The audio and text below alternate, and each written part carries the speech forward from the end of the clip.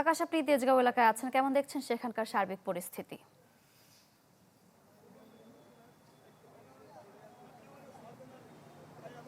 সারিকা, যে চিত্রগুলো আসলে শুরু থেকে দেখে আসছি সেই ভোগান্তির চিত্র কিন্তু প্রতিদিন বাড়ছে।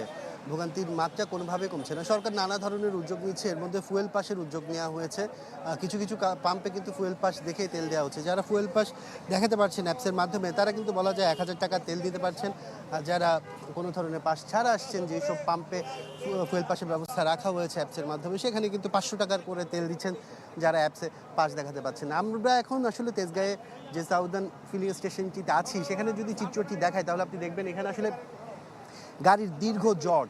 সময়ের সাথে সাথে দেখা দেয় নিত্য নতুন প্রয়োজন। রেডি থাকতে হয় প্রতি মুহূর্ত।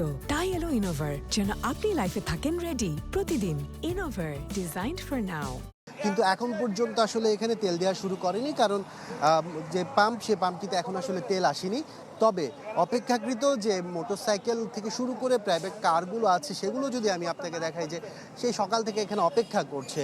এটা কিন্তু কয়েক কিলোমিটার দীর্ঘ হয়ে গিয়েছে ইতিমধ্যে। এই যে মোটরসাইকেল অথবা যে কারের লাইনগুলো আপনি দেখছেন প্রাইভেট কারের তেলের অপেক্ষার জন্য, প্রত্যেকটা ফিলিং স্টেশনে একই অবস্থা। ঢাকা শহরের এমন কোনো ফিলিং স্টেশন নেই যেখানে আসলে গেলেই ঘন্টাখানিকের মধ্যে তেল পাবে, এই ধরনের আসলে এখন কোনো ফিলিং স্টেশনই নেই। প্রথমে শুরুতে আমরা দেখেছিলাম আসলে যেটা ১ ঘন্টা, ১.৫ ঘন্টা অথবা ২ ঘন্টার মধ্যে তেল পেত, সেখানে কিন্তু এখন একেকজনকে তেলের জন্য প্রায় ৫-৭ ঘন্টা পর্যন্ত অপেক্ষা করতে হয়। অনেক ক্ষেত্রে সারা রাত অপেক্ষা করে কিন্তু তারা সকাল পর্যন্ত বসে থাকে, যে যখন পাম্পগুলো আসলে তেল দিবে তখন যেন তারা তেল নিতে পারে। আসলে এই চিত্রটি এখন আসলে ভোগান্তিতে রূপ নিয়েছে। এমন ভোগান্তি, যে ভোগান্তি আসলে কখন শেষ হবে, কিভাবে শেষ হবে, সেটা আসলে নির্দিষ্ট করে বলা যাচ্ছে না।